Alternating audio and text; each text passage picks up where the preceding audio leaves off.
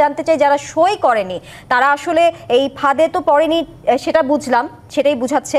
যারা যায়নি, সই করেনি বা ডাক পায়নি যেসব রাজনৈতিক দল, তারা কি কোনো অবদান রেখেছেন কিনা? বলেছে তাদের স্বাক্ষরকৃত পাতা চেঞ্জ করা হয়েছে, এটা তাদের বক্তব্য।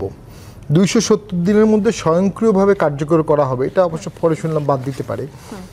এইটা তো নজিরবিহীন। আপনি কিভাবে একটা পার্লামেন্টকে 270 দিনের মধ্যে অ্যাজ ইট ইজ ভার্বাটিম একটা প্রপোজাল বাধ্য করতে পারবেন?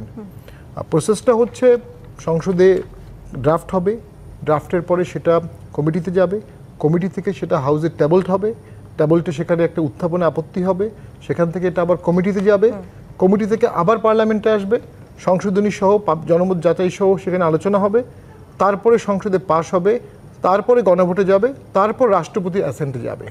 গণভোটটা মূলত রাষ্ট্রপতি বলবে যে ইহা সংসদে পাশ হইয়াছে, এখন আমি সম্মতি দিব, আপনাদের মতামত কি, প্লেন ল্যাঙ্গুয়েজে এইটাই।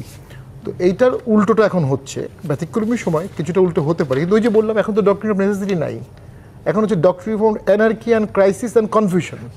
যে কোনোভাবে হোক দ্বন্দ্ব লাগাতে হবে, এবং দ্বন্দ্ব লেগে গেছে, কিন্তু এটা আর্টিফিশিয়ালও হতে পারে, জেনুইনও হতে পারে।